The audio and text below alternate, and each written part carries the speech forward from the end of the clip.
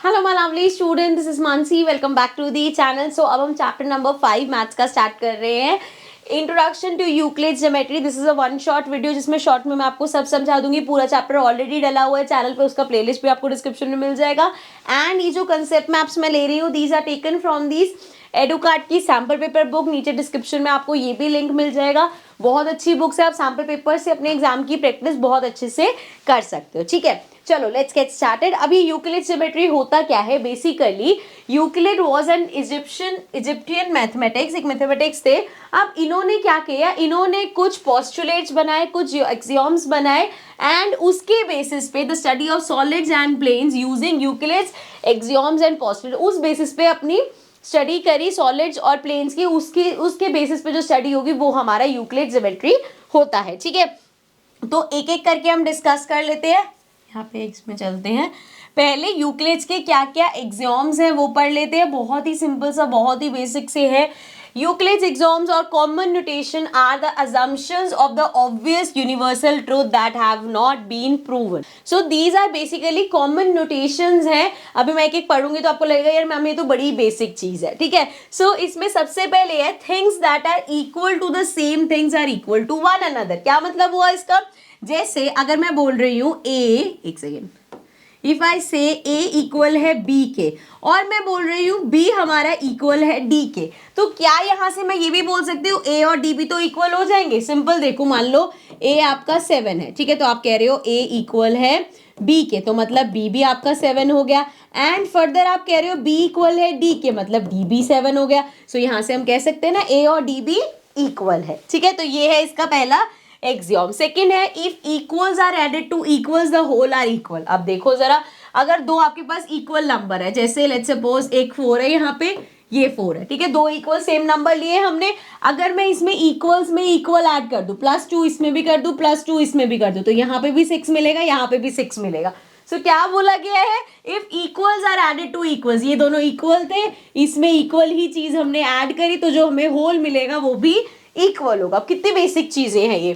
ठीक है, इसी तरीके से if equals are subtracted from equals the remainders are equal. अब अगेन 7 था, दोनों में से आपने 2 माइनस कर दिया, सो क्या बचा हमारे पास? इधर भी 5, इधर भी 5, दोनों सेम चीजों में से सेम चीज माइनस करिए, तो जो आंसर मिलेगा वो भी सेम मिलेगा। देन फोर्थ है things that coincide with one another are equal to one another.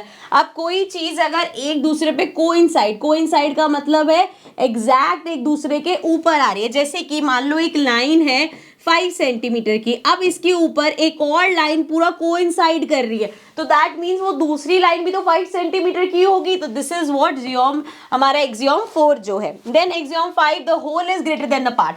Now of course आपके पास कोई होल चीज है, मान लो एक सर्कल है आपके पास, एंड इस सर्कल में से आपने इतना पार्ट अलग कर दिया। सो जो अलग पार्ट है वो इतना है। अब वो कह रहे हैं ये जो होल है ना, ये पार्ट हमेशा उससे छोटा होगा, या ये जो पार्ट आप लोगे होल हमेशा इस पार्ट से बड़ा होगा। ऑब्वियसली किसी भी चीज का कोई पार्ट, किसी भी चीज का कोई हिस्सा हमेशा होल जो बड़ा ही रहेगा ना, क्योंकि उसका पार्ट है। So the whole is greater than the part. So next है things that are double of the same things are equal to one another. वो इसी तरह हो गया, जैसे मान लो a मैंने बोला इक्वल है ट्वाइस ऑफ b के, और मैंने बोला कि हमारा c है एक और वो इक्वल है अगेन ट्वाइस ऑफ b के। Now a is double of b and c is also double of b। अब यहाँ पे b तो कुछ सेम ही रहेगा, सो यहाँ से मैं कह सकती हूँ a और c इक्वल होंगे। Now things that are double of the same things are equal to one another. अगर a हमारा 2b के इक्वल है, b मान लो कोई भी नंबर ले लो 5 है, सो 2 इंटू b, 5 2 ज़ा 10, अगेन यहाँ पे भी 10, तो a और c अपने आप इक्वल हो जाएंगे। इसी तरीके से लास्ट है things that are half of the same thing. अगर a मेरा b का हाफ है और c भी मेरा b का हाफ है, तो यहाँ से मैं कह सकती हूँ ना कि ये a और c आपस में इक्वल है। तो ये बड़े ही बेसिक से हमारे यहाँ पे है, लेकिन आपके असर्शन रीजनिंग क्वेश्चन में घूम फिरा के आ सकते हैं, तो आपको पता होने चाहिए। ठीक है, अब ये तो हो गए यूक्लिड्स के एग्जाम्स। अब हम बात करते हैं इनके कुछ पोस्टुलेट्स भी है। तो जैसे हमने ये डिस्कस करे, अच्छा एक यहाँ पे क्वेश्चन और देख लेते हैं। यहाँ पे क्वेश्चन दे रखा है, उसको पहले देख लेते हैं, फिर हम इसके पोस्टुलेट्स पे चलेंगे। Now Prerna marked 3 points A, B and C on a line such that B lies between A and C. Help Bella prove अच्छा, प्रेरणा ने मार्क करे थे और बेला को प्रूव करना है. So help Bela prove that AB plus BC equals to AC. अब यहाँ पे उसने 3 पॉइंट्स मार्क करे, A, B और C, and B point A और C के बीच में अब आपको प्रूव करना है कि AB प्लस BC हमारा AC के इक्वल होगा. Now AC coincides with AB plus BC. ये जो हमारा AC है ये कोइंसाइड कर रहा है, जैसे ये पॉइंट हो गया, बड़े बेसिक सा है यार, इसको ना ABC. अब जब हम पूरे AC की बात करेंगे तो वो कोइंसाइड कर रहा है AB प्लस BC को, करेक्ट. उसके ऊपर एज इट इज पूरा पूरा आ रहा है. यूक्लिड्स ज्योमेट्री जो 4 था says that things that coincide with one another are equal to one another, so it can be deducted that AB plus BC हमारा इक्वल होगा AC के. It has been assumed that there is a unique line passing through 2 points. ठीक है, तो ये इस तरीके से एक्सप्लेन कर दिया. अब आ जाते हैं हम पोस्टुलेट्स पे. सो 5 पोस्टुलेट्स हैं हमारे पास, जिसमें let's start. The 5 postulates of Euclid's are, पहला है हमारे पास a straight line may be drawn from any point to any other point.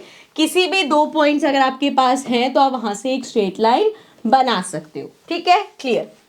Next है, सेकेंड नंबर है हमारे पास, a terminated line can be produced indefinitely. अगर एक लाइन, टर्मिनेटेड लाइन का क्या मतलब है कि एक पॉइंट फिक्स है एंड एक वो इस तरीके से एरो है, मतलब वो आगे जा सकते, तो इस तरीके से एक टर्मिनेट लाइन, तो वो इन्फिनिटी तक आगे उसको आप एक्सटेंड कर सकते हो. देन थर्ड है, a circle can be drawn with any centre and any radius. अब आप एक सर्कल आपको बनाना है तो उसकी कुछ भी रेडियस ले सकते हो, कुछ भी सेंटर लेके एक छोटा सा बना सकते हो सर्कल, कुछ भी सेंटर लेके एक बड़ा सा सर्कल बना सकते हो. सो एक सर्कल बन सकता है किसी भी सेंटर और किसी भी रेडियस का. देन है, all right angles are equal to one another. जितने भी राइट एंगल्स है वो एक दूसरे के इक्वल होते हैं. मतलब जैसे एक अगर छोटा सा इस तरीके से एंगल आपके पास है, ये 90 डिग्री रहेगा.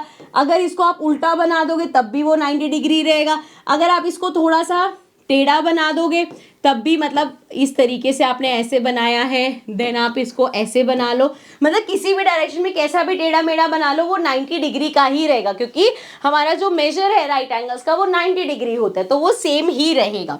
देन फिफ्थ हमारा जो कि एक इंपॉर्टेंट पोस्टुलेट है, that says if a straight line falling on 2 straight line makes the interior angle on the same side of it taken together less than 2 right angles, then the 2 straight line if produced indefinitely meet on the side on which the sum of angle is less than 2 right angle. Now I know ये पढ़ने में confusing लग रहा होगा but ये बहुत simple सा है. यहाँ पे क्या बोला गया है, सिंपल वर्ड्स में आपको समझा देती हूँ. 2 आपके पास लाइंस थी, लेट्स सपोज इस तरीके से. एक लाइन अगर उसके ऊपर से पास हो रही है, इंटीरियर एंगल्स कौन से होते हैं, जैसे ये एंगल और ये एंगल, ये इंटीरियर एंगल हो गया इस साइड का, एंड ये एंगल और ये एंगल इंटीरियर हो गया इस साइड का. ठीक है, अब वो बोल रहे हैं जहां पे भी, जैसे ये एंगल 1 2 3 4, 1 + 2 या एंगल 3 + 4, जहां पे भी सम जो है इनका लेस देन 180 होगा. अब क्या बोला इन्होंने, 2 राइट एंगल्स. 2 राइट एंगल्स का मतलब क्या है, राइट एंगल हमारा कितना होता है 90 डिग्री. So 90 + 90 is 180 degree.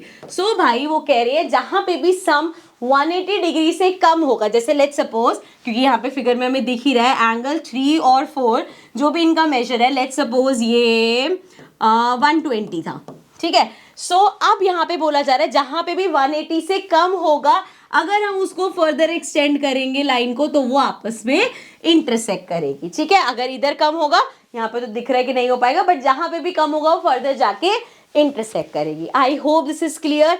ये था हमारा यूक्लिड्स ज्योमेट्री. आई होप अच्छे से आपको समझ में आ गया होगा, अच्छे से इंट्रोडक्शन क्लियर हो गया होगा. अदरवाइज फुल प्लेलिस्ट आपको मिल जाएगी जहाँ पे हमने एग्जांपल्स लेके और अच्छे से इसको एक्सप्लेन किया हुआ है. So I see you all in the next video. Till then take care and bye bye.